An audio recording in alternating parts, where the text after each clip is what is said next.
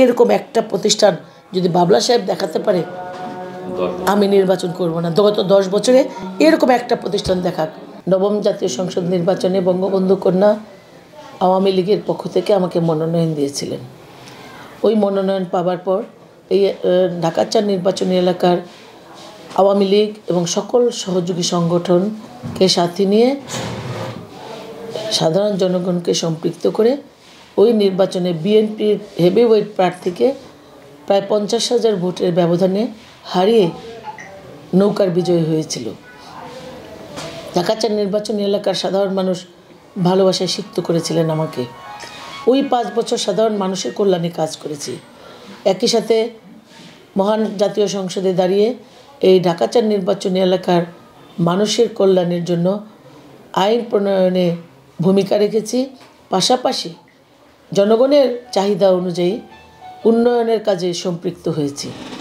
এই এলাকায় কোনো সরকারি হাই স্কুল ছিল না। আমরা শেখ কামাল সরকারি হাই স্কুল করেছি বঙ্গবন্ধু কন্যা সরকারের নেতৃত্বে। এখানে কোনো কলেজ ছিল না। মোহাম্মদবাগ আদর্শ কলেজ স্থাপন করেছি। শ্যামপুর মডেল অ্যান্ড স্কুলকে আমরা সরকারিকরণ করেছি। এই 3টা সরকারি প্রতিষ্ঠান, এই 2টা প্রতিষ্ঠান।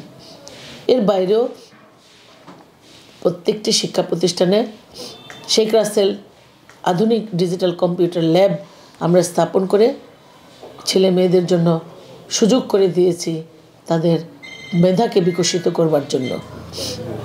একই সাথে প্রত্যেকটা শিক্ষা প্রতিষ্ঠানে বহুতল ভবন নির্মাণ করে দিয়ে এবং একাডেমিক সাইডটাকে ডেভেলপ করার চেষ্টা করেছি। এখন এই এলাকায় আর অবহেলিত না, শিক্ষা ব্যবস্থায় উন্নত দিকে ধাবিত হচ্ছে। ওই সময় ঢাকা 4 নির্বাচনী এলাকার সাধারণ মানুষ তারা ছুটে যেতে হতো 15 কিলোমিটার দূরে নির্বাচনে কার্ড করবার জন্য, জাতীয় পরিচয়পত্র করবার জন্য।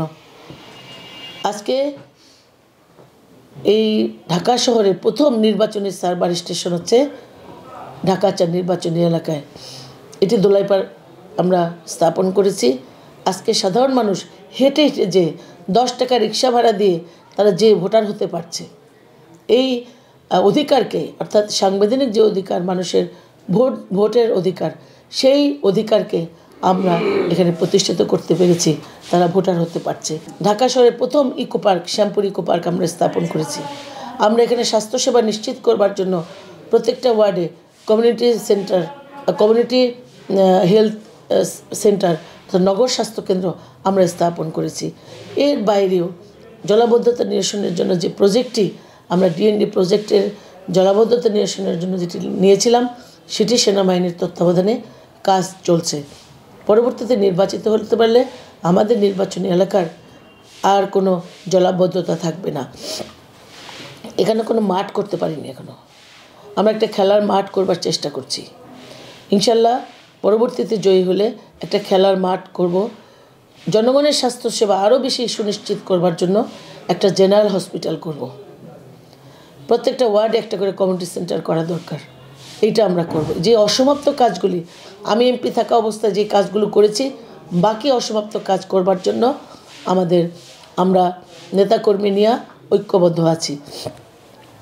জনগণ আমাকে ভোট দেবে, কারণ আমি এই এলাকার কাউন্সিলর ছিলাম, সাধারণ মানুষের পাশে থেকেছি। এমপি ছিলাম 2 বার, সাধারণ মানুষের কল্যাণে কাজ করেছি। সাধারণ মানুষকে সাথে নিয়ে এই এলাকার মানুষের জীবনমান উন্নয়ন করেছি। সুতরাং মানুষ তো ভোট দেবেই। আর বিশেষ করে 10 বছর ধরে আমরা প্রথম 10th পার্লামেন্টে আমরা জাতীয় পার্টিকে ছেড়ে দিয়েছিলাম। বঙ্গবন্ধু কন্যার নির্দেশে আওয়ামী লীগের নেতাকর্মীরা জাতীয় পার্টিকে পাশ করিয়েছিল ভোটারদের এনে। জাতীয় পার্টির ভোট নাই, তারা দিতে পারে না, পুলিং এজেন্ট দিতে পারে না। আওয়ামী লীগের নেতাকর্মীরা সেদিন পুলিং এজেন্ট হয়েছিল। আজকে আমরা কি দেখতে পাচ্ছি? আমরা দেখতে পাচ্ছি জাতীয় পার্টির এমপি বিএনপির সন্ত্রাসীদেরকে জেলখানা থেকে বের করে আনে জাতীয় পার্টির অন্তর্ভুক্ত করেছে। জাতীয় পার্টির মধ্যে তারা শেল্টার দিচ্ছে। সুতরাং এই আওয়ামী লীগ এবং নেতাকর্মীরা, বিশেষ করে সাধারণ জনগণ যারা ভোট দিবে, তারা উন্মুখ হয়ে আছে 10 বছর পর ব্যালটে নৌকা থাকবে। সবাই খুব এক্সাইটেড যে কতদিনের নৌকায় তারা ভোট দেয় না, 10 বছর অর্থাৎ গত 2টা টার্ম ব্যালটে নৌকা থাকে না সমঝোতার কারণে। এইবার সাধারণ জনগণ তারা ভোট দেওয়ার অধিকার থেকে নিশ্চয়ই বঞ্চিত হবে না। সাধারণ মানুষ উন্মুখ হয়ে আছে। 10 বছর পর ব্যালটে নৌকা থাকবে এবং মানুষ ভোট দেবে। আমি যখন মনোনয়ন নিয়ে প্রথম যেদিন এলাকায় ফিরছিলাম, বাসায় ফিরছিলাম, তখন মানুষের ঢল নেমেছিল রাস্তায়। আমার মনে হয়েছিল যে আসলে মানুষ স্বতঃস্ফূর্তভাবে আগামী 7ই জানুয়ারি ভোট কেন্দ্রে যাবে, নৌকা মার্কায় ভোট দিয়ে আওয়ামী লীগকে জয়ী করবে, নৌকার বিজয় সুনিশ্চিত করবে। এটাই আমার প্রত্যাশা এবং এটাই সাধারণ মানুষ করবে ইনশাল্লাহ। বঙ্গবন্ধু কন্যাকে আমরা এই সিটটি উপহার দিতে পারবো। আর ক্যান্ডিডেট আওয়ামী লীগের নৌকা থাকবে, সাথে লাঙলও থাকবে। কারণ লাঙলকে আমরা 2বার এমপি বানিয়েছি না, লাঙল এই নৌকার সাথে একটু ফাইট দিক না, একটু ফাইট করে এমপি হোক, সেই সুযোগ তো তার আছে। সে এখন এলাকায় নেই, সে এখন ধর্ণা দিচ্ছে নৌকাকে কিভাবে ব্যালট থেকে বাদ দেওয়া যায়, সেই তদবিরে ব্যস্ত। কোনো তদবিরে এবার কাজ হবে না। বঙ্গবন্ধু কন্যা নৌকা দিয়েছেন, আমার বিশ্বাস, এই এলাকার মানুষের বিশ্বাস, এইবার তারা একটা সুযোগ পেয়েছে যে নৌকায় ভোট দিতে পারবে। আজকে বাবলা সাহেব বিভিন্ন জায়গায় ধর্ণা দিচ্ছে, এলাকায় এসে তাকে খুঁজে পাওয়া যায় না। এই 10 বছরও সে এলাকায় কী কাজ করেছে সেটি একটু জেনে নেবেন। বঙ্গবন্ধু কন্যার সরকারের গত 5 বছর ধরে এই এলাকায় উনি কী করেছেন সেই জিনিসটা যদি উনি তুলে ধরেন। আমার তো এজেন্ডা আছে, আমার যে কাজগুলো আমি করেছি সেই কাজগুলো আমরা জনগণের সামনে তুলে ধরতে চাই, সেই কাজগুলো নিয়ে আমরা হ্যান্ডবিল করেছি। বঙ্গবন্ধু কন্যার যে উন্নয়ন সেগুলো এক পাতায় আমরা করেছি। সেখানে পদ্মা সেতু থেকে শুরু করে বঙ্গবন্ধু টানেল, এখানে এক্সপ্রেসওয়ে থেকে শুরু করে সব মেগা প্রজেক্টগুলি দেখা হয়েছে। জাস্ট অপোজিট সাইডে হচ্ছে ঢাকা চারের আমার এমপি থাকা অবস্থায় আমি কী কাজ করেছি এরকম একটা প্রতিষ্ঠান যদি বাবলা সাহেব দেখাতে পারে, আমি নির্বাচন করব না। গত 10 বছরে এরকম একটা প্রতিষ্ঠান দেখাক। আমি যখন এমপি ছিলাম তখন সন উল্লেখ করে দেওয়া আছে। আমরা অসাম্প্রদায়িক চেতনায় বিশ্বাস করি।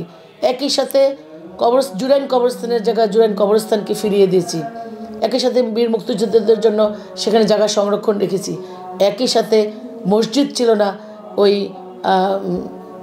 জুরাইন কবরস্থানে মসজিদ নির্মাণ করে দিয়েছি। পাশাপাশি অসাম্প্রদায়িক চেতনায় বিশ্বাস করার কারণে আমরা ঢাকা শহরের প্রধান যে মহাশ্মশান ঘাট, সেখানে বিএনপি জামাত দখল করে রেখেছিল, রুলিং মেল করে অবৈধভাবে রুলিং মেল চালিয়েছিল, তাদেরকে উচ্ছেদ করে মহাশ্মশান ঘাটের জায়গা মহাশ্মশানকে ফিরিয়ে দিয়েছি। হিন্দু সম্প্রদায়ের লাশ দাহ করবার জন্য গ্যাসের লাইন স্থাপন করে দিয়েছি বঙ্গবন্ধু কন্যার নেতৃত্বে। আমরা ভবিষ্যৎ পরিকল্পনা আছে, এখানে ইলেকট্রিকের লাইন দিয়ে দিলে মানুষ পরিবেশ দূষণ থেকে রক্ষা পাবে। আমরা এর বাইরেও আমরা যে কাজগুলো করেছি সেই কাজগুলি দেখা যায় না, সেগুলো অদৃশ্যমান। কোনগুলি? সোশ্যাল সেফটি নেটওয়ার্কের মধ্যে এই দেশে এই এলাকার জনগণ যে সুবিধাটুকু পেয়েছে, আমাদের বীর মুক্তিযোদ্ধারা মাসে 20,000 টাকা করে সম্মানী ভাতা পাচ্ছে, বয়স্ক ভাতা, বিধবা ভাতা, রেশন কার্ডের মধ্য দিয়ে ন্যায্য মূল্যে পণ্য কিনছে, তার পরিবারের চাহিদা পূরণ করছে। ওএমএস, ভিজিএফ, ভিজিডির মাধ্যমে আমরা মানুষের যে সামাজিক নিরাপত্তা, বেষ্টনীর আয়তা আমরা সেগুলো করে যাচ্ছি। সুতরাং মানুষ তো ভোট দেওয়ার জন্য অপেক্ষায় রয়েছে। বঙ্গবন্ধু কন্যার হাতকে শক্তিশালী করার জন্য ঢাকা নির্বাচনী এলাকায় মানুষ নৌকা মার্কায় ভোট দেবে, এটাই স্বাভাবিক। যে যত ষড়যন্ত্র করুক না কেন, এই ব্যালটে এবার 7টি রাজনৈতিক দলের ক্যান্ডিডেট আছে, এর বাইরেও স্বতন্ত্র ক্যান্ডিডেট আছে। আমার কথা হলো ক্যান্ডিডেট 10 জন আছে, একটা সুন্দর প্রতিদ্বন্দ্বিতা হবে এবং সুষ্ঠু নির্বাচন হবে, সেই আশ্বাস আমি দিতে চাই। এই সরকার হচ্ছে গণতান্ত্রিক সরকার।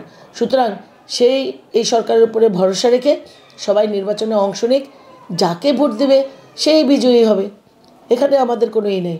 তবে আমার আত্মবিশ্বাস রয়েছে এই এলাকার মানুষ দীর্ঘদিন পর নৌকায় ভোট দেবার সুযোগ পাচ্ছে। এটাই হচ্ছে আমার কথা। আর আমি ঢাকা 4 নির্বাচনী এলাকার জনসাধারণের উদ্দেশ্যে বলতে চাই, আগামী 7ই জানুয়ারি শুভ দিন, নৌকা মার্কায় ভোট দিন।